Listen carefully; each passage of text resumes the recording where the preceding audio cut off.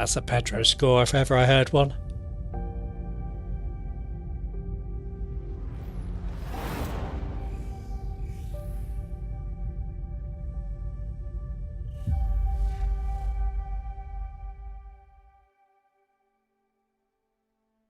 With the foundational technology now in place, the content development of the game is no longer restricted, allowing us to forge ahead with building out our first 5 star systems.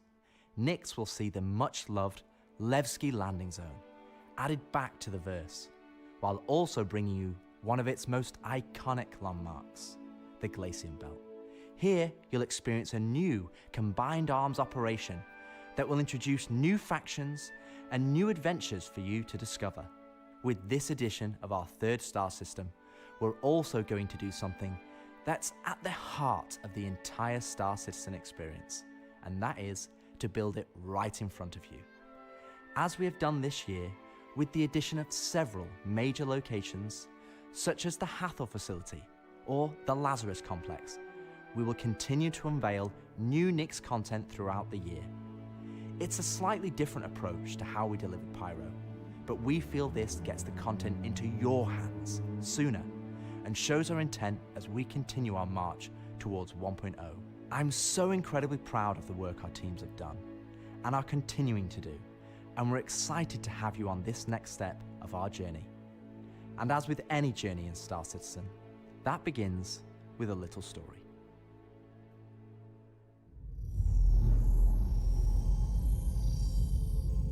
Welcome, Bergward.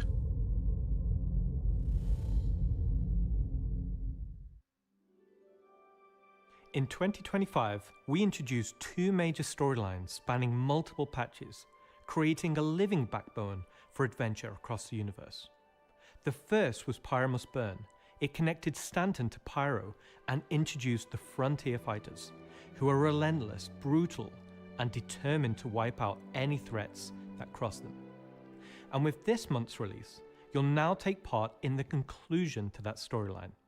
The second was Science Run Amok, with the Regen Crisis throwing the Empire into chaos, and you all jumping in to help the various corporations respond. Through that journey, we pulled back the curtain on ASD and its shady practices, uncovering long-forgotten Onyx facilities, and met new characters like Dr. Logan Yorit and Detective Arkham Meller of the Hokro Agency. And just like the Pyro Must Burn storyline carried us into a new system, Science Run Amok is now setting the stage for Nyx, the next step in the larger story we're telling on the road to 1.0. As this new chapter of Star Citizen begins, let's hear from just a few of the team members working to bring this next era of our universe to life.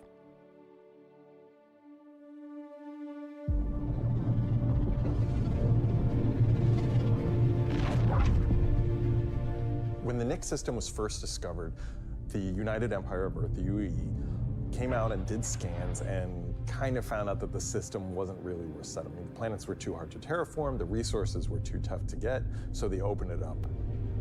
And one company saw opportunity where the UE didn't, QV Planet Services. And so they expanded into the system and tried to mine as much as they could, making a very slim margin by the sheer quantity of resources they were pulling out. The system itself sort of ran its course from sort of a large corporate interest perspective, and then was mostly left abandoned. Now this ended up being the ideal situation for the People's Alliance, who were a group of revolutionaries who were trying to overthrow the dictatorship of the Messer regime that was going on in the Empire at the time. So they went to the Nyx system and established what became known as Levski. They wanted to make it everything that the UEE wasn't at this time. They set up what they saw as their ideal society, where everyone's voices would be heard, where everyone would be equal. But they've fallen onto hard times. So Nyx today is kind of at an interesting point in its history. Now that the UEE has kind of transformed itself into a democratic society, what is their role? What are the People's Alliance rebelling against? And they still see the empire as being inherently unfair. They see their role as still trying to create a free and fair society. But on the other hand, they have more problems than ever, and there's new threats lurking around every corner. And they have to ask, are they prepared to handle that? Or do they need to turn to the UE for help?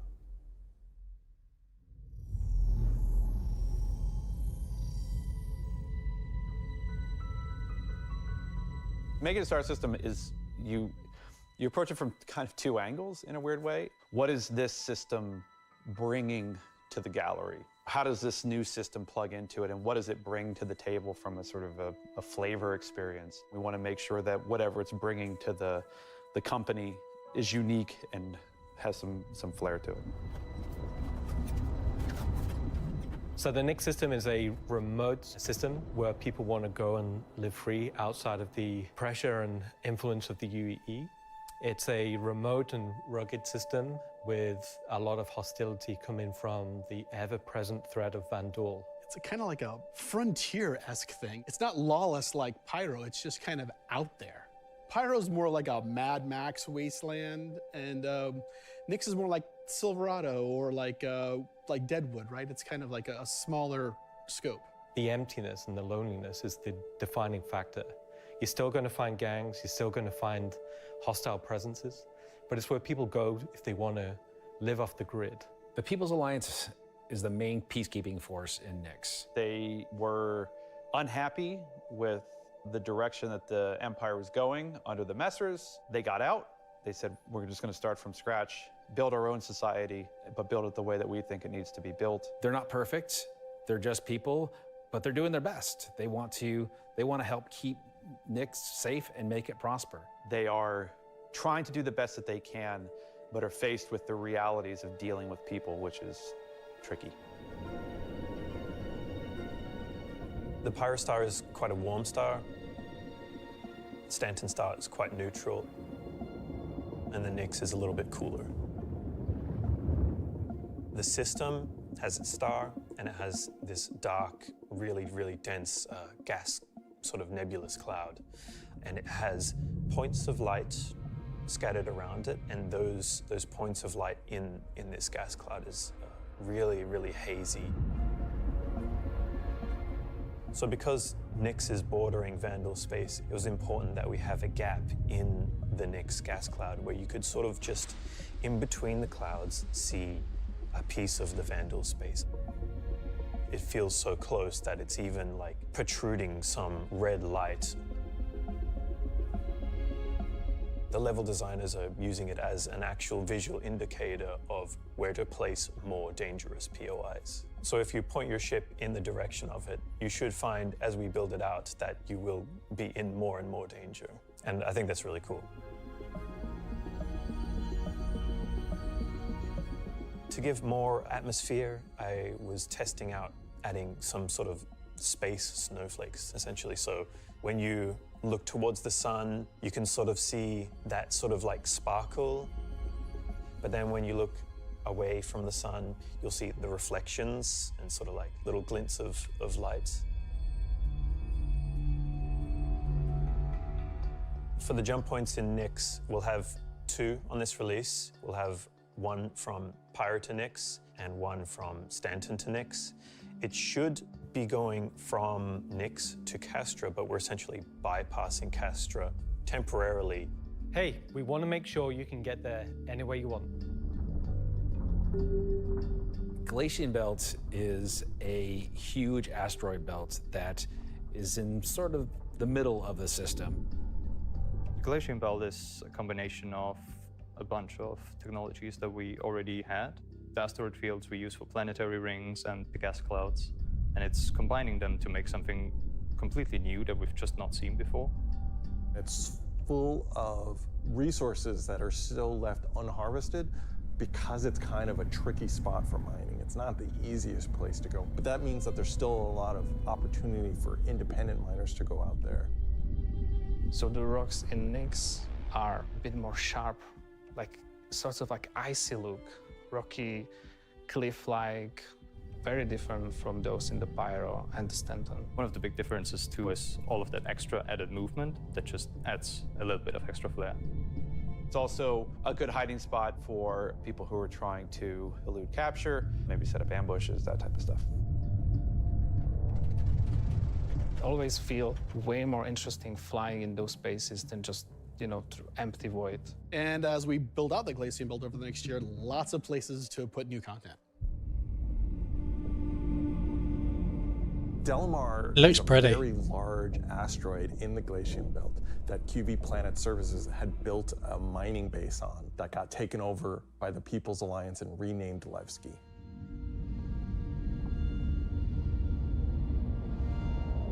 Levski is our first and biggest social outpost for Nyx. It's kind of like the place where you stop before you do your panning. So it's kind of a San Francisco before you go out to the gold rush. It's going to be the central hub for trade and hauling and all of the commerce within Nyx and also from Nyx to other systems. But it does have a seedy underlayer to it.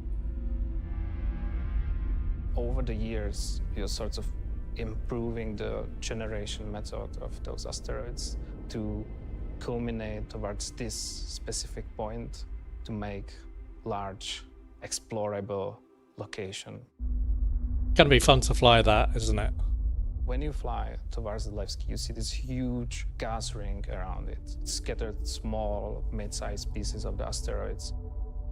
Well, Levski is immediately apparently unique by the fact that it's a facility clamped onto the side of an asteroid. The breathtaking views of looking into the belt instantly gives it a unique charm and flavor. As you approach, you'll initially see a very dramatic borehole that goes all the way through the asteroid. You'll also see, growing out from there and alongside Levski, there will be landing pads along what I'd call the spine. Lots of industrial pipes and transport systems to bring out the refined mining materials when it was a mining station. Before, we were using an actual planet, so we had all of the space available to place all of these structures. But now it kind of meant that we had to create an asteroid which has the appropriate size to. If we took the whole shot of the asteroid, you will see that there is an area to fly underneath.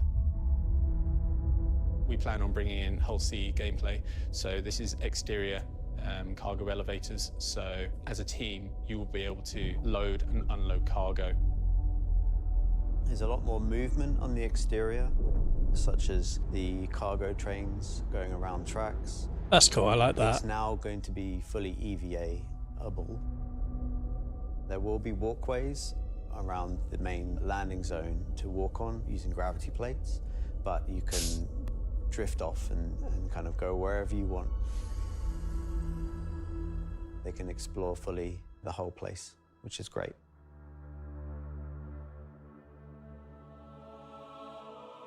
Unlike the majority of anarchists living in Pyro, there are people here in Nyx that care. It's not a downtrodden or derelict, dilapidated location. It has a sense of order. But only where the People's Alliance has people living. We've had Levski before, and we've updated it quite substantially to be more in line with the newer features that have been put in since, but also visually, and there's been a lot of quality of life fixes that we've wanted to add and bring up to like a good standard for a landing zone. Gracing the main lobby of Levski is a large statue of Anthony Tanaka, who was a child worker. And was being worked to death, all of them were. And Anthony Tanaka just had a break and just said no, and stood up against the foremen, the supervisors, the managers, the guards, and was killed for it. And so he became a sort of a figurehead. And kind of was one of the linchpin moments in seeing the fall of the Messer regime.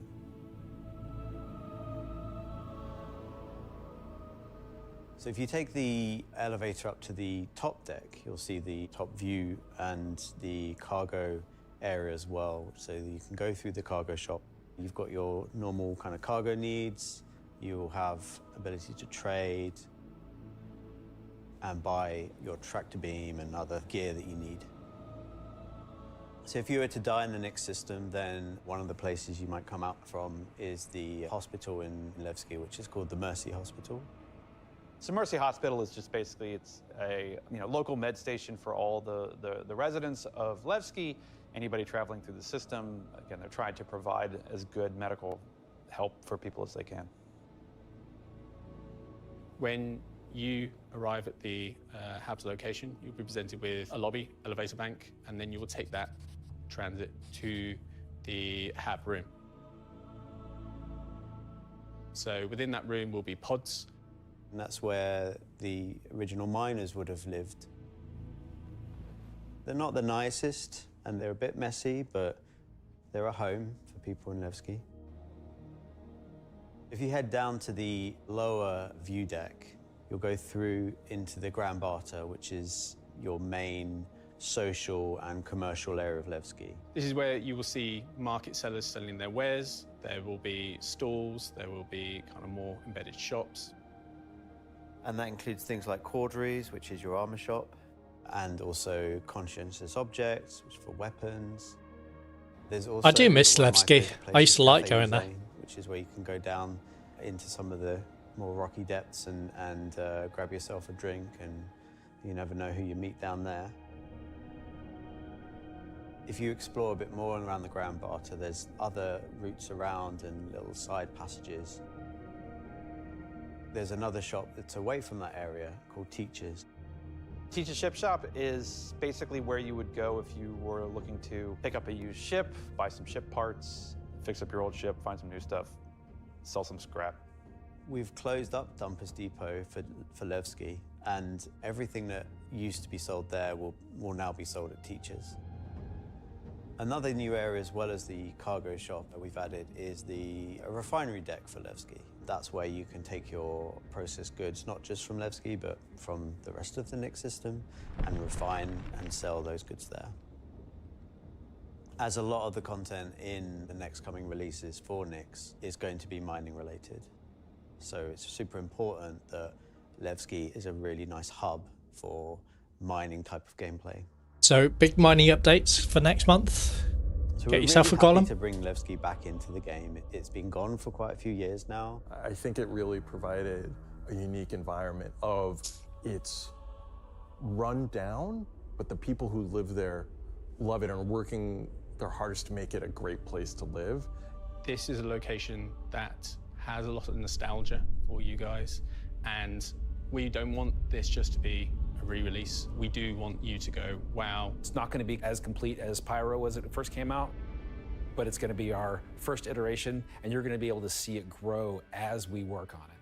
Like with everything, we're always learning and improving and finding new ways. I mean, is there anything more Star Citizen than just building the system while the players watch us build it around them? It's going to add a nice dynamic to Stanton and be a much more calming of style system than Pyro. The people that would have played it before are going to love to see this come back, and the people that haven't seen it before, it's going to be a great new location. This is the first time that I'm going to be able to touch stuff and kind of bring my own content to the game, and that's really exciting to me. Levski coming back into the game is a huge milestone personally for me. So I worked on the original quite some time ago, so seeing it come back and updated and improved and better is fantastic. But the question is it going to be Lagski like it was last time? I hope not.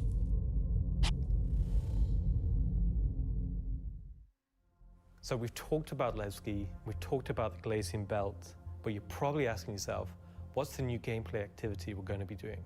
So let's find out. Welcome to Nix is your first experience in a new space station in a new solar system. It's a mystery to be solved. There's things for the player to explore and look into. There's going to be some twists and turns, of course, some combat, and if you're lucky enough to survive, maybe some good rewards. This is basically a continuation of kind of our ASD storyline. So in the closing out what we had called our Science Run Amok storyline, we had revealed that ASD had been procuring sort of very black market illegal stuff in order to conduct their experiments. So this mission is basically going to be continuing on that trail. So the Navy has learned that illegal tech is being sold in the UAE, and they're hiring Intersect to investigate. Intersect Defense Solutions is the leading military defense contractor in the UAE. So the Navy contracts with them a lot for doing various kind of military operations that they don't want to handle themselves. We didn't want players to be working directly for the Navy. The Navy just doesn't call up random citizens and ask like, hey, if you're free, can you fly a helicopter? I guess as a player, when you can think about like, oh, where am I gonna be doing missions that are capital ship battles or large fleet scale stuff or military operations, that's all gonna come from Intersect Defense Solutions. Intersect have discovered the source of the illegal tech is in the NIC system and an old abandoned QV Planet Services logistics station that's come back online. So they want the players to figure out what's going on. So when you come out of Quantum and you start your approach vector to the objective, you'll be weaving through asteroids, going through the Glacian belt, and slowly the station will reveal itself. Now this is an old QV logistics station. It's pretty beat up, it's pretty derelict, but there's some points of interest that you'll spot as you go through. So the station itself shares design cues from old Pan Am stations found in Pyro. This architectural design found its way over to the NIC system as the system was being established. But you'll also see some additional design cues that QV planetary services were adding, so it's a nice transition architectural point. It's fairly skeletal in design. You'll see logistics yards and cargo yards, but also facilities pinned inside the asteroid, creating this network of facilities. You'll notice there's a Polaris near the main hub. It's not a normal Polaris. It's damaged, it's broken. It's not a standard corporate Polaris. So at this point, you should be asking yourself, who does this belong to? Away from the Polaris, you'll see struts leading to asteroid bases. Now, these asteroid bases are locked, so you don't know exactly what's inside just yet. But all of this comes together to form the playground for the mission to take place. So not only is this facility unabandoned, but it's also under attack from a surprising but familiar foe.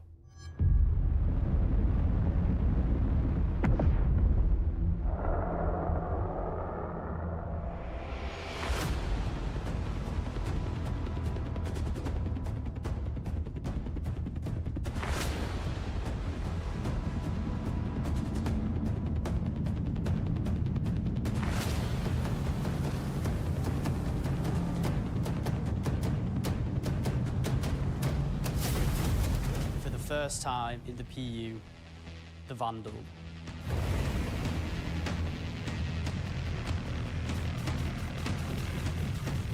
So the Vandal are a nomadic, very, very, very violent spacefaring race. They've been striking out against outposts and such in the NIC system. They don't really know what they want, don't know why they're doing it, but it seems like whoever's running the station is really pissed them off. Vandal raiding parties have been rioting in the system, and they're unaffiliated to any clan. There's small groups coming in and picking at them. But as time goes on, those raids are getting bigger and more frequent. There'll be the scythes that you're familiar with, glaives and blades that we all know and hate, and a new craft for the PU, the Vandal Stinger.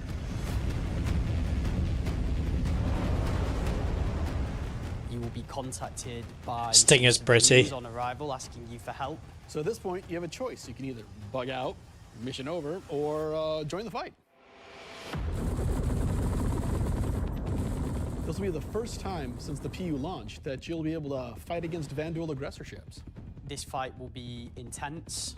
The player should be able to deal with them, but they will have to be prepared and they'll have to come back in to fight off this initial wave, and that won't be the end of it. After you fight off the Vandal ships, the mysterious inhabitants of the station invite you to come on board. Which Intersect sort of will encourage you to do because it'll help further their investigation against what's happening here, why these QV stations have come back online. You dock your ship, you board the station, and it turns out the inhabitants here have a real surprise for you. the player will be immediately ambushed. These guys are not your friends. Of course, it's not going to be easy because the people that are inhabiting the station are going to fight you every step of the way. The fight will be challenging, but this definitely will be the warm-up phase of this mission. This will be the players getting a sense of what exactly is going on there, who these new people are. They'll be in unfamiliar armor. They'll be wielding unfamiliar weapons. And we want you to get a sense that you are in a new place, in a new territory, fighting a new faction. So after you survive this initial ambush, you get back in touch with Intersec, and obviously the question is, who are these people? Why are they attacking you? Why are the Vandal attacking them? At this point, there's more going on here than anyone thought. The directive from Intersect is to explore the station and collect as much information as you possibly can.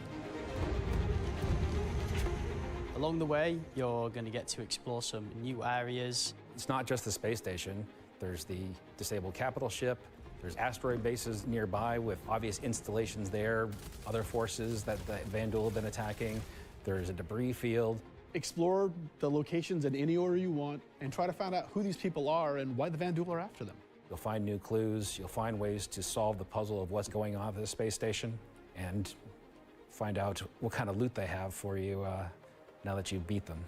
And of course, this is a legally open station, so anything you find is yours to keep and sell, maybe even give to Wicklow.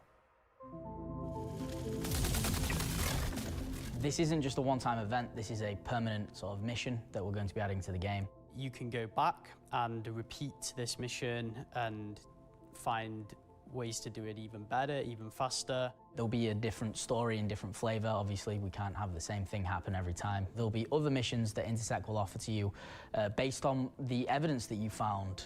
Now you know the real story, and you can start digging and giving more information to Intersec along the way.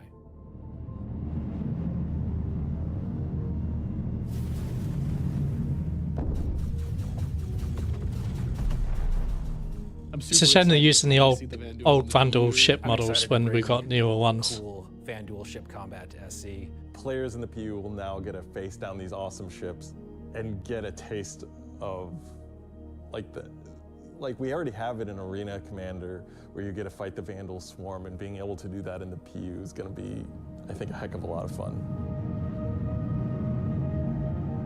So this marks a great milestone for us for not only pushing hard and adding great content this year, we're also being able to introduce the next star system and introducing the next landscape to tell new stories and add new gameplay beats into the ever-expanding universe. So we'll leave 4.4 there. If you're at one of the watch parties, please raise a toast to the great work that all the teams have been doing this year.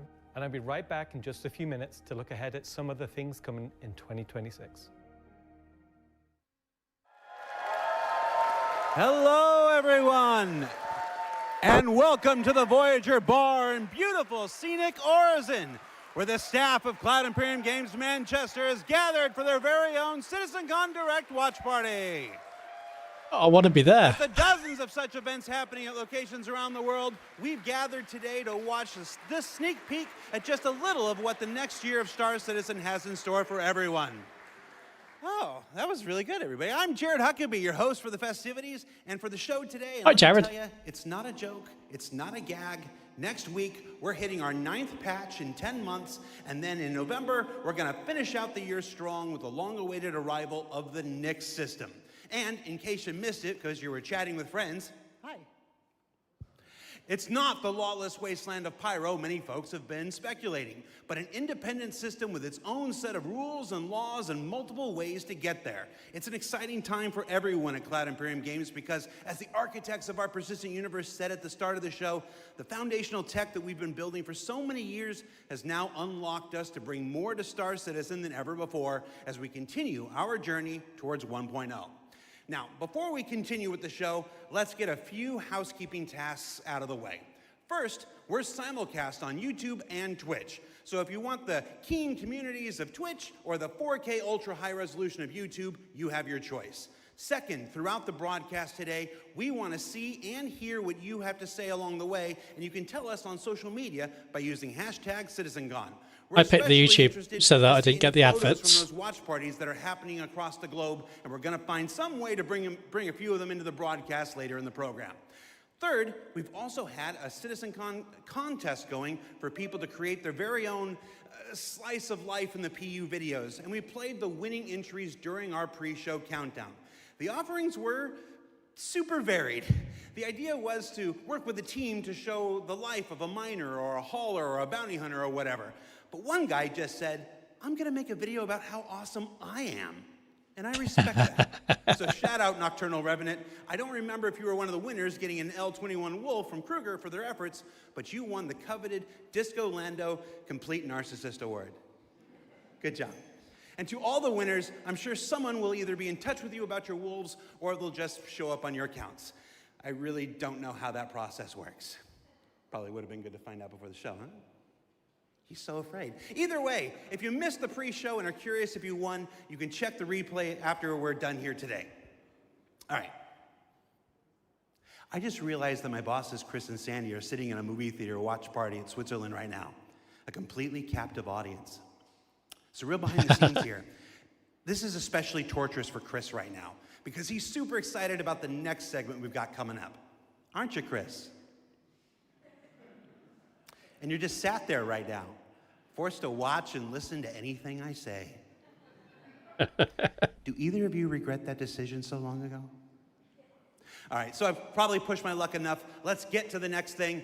When Nyx arrives next month, it'll have Levski, the Glacium Belt, and the new Welcome to Nyx operation we just discussed.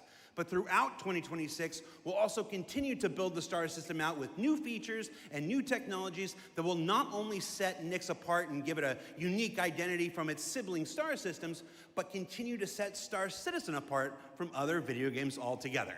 Now at this point, if you're running one of the watch parties, you're gonna wanna crank your speakers up for some brand new music from the Maestro Pedro himself, and let's take a look at some of what the next year has to offer for the Nyx system.